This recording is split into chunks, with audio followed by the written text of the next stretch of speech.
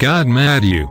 Our fellowship is with the Father, and with His Son Jesus Christ. 1 John chapter 1 verse 3.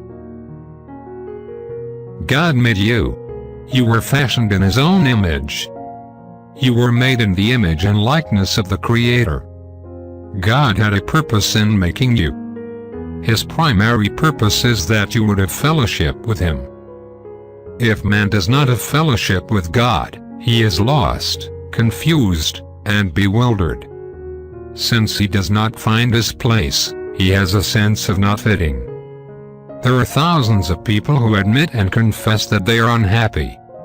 Economic security, recreation, pleasure, and a good community in which to live have not brought about the peace and happiness that they expected.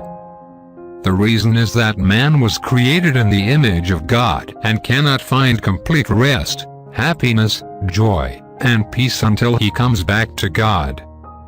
Prayer for the day. Help me this day, Father, to tell others of the fellowship that can be theirs. Your love will enable me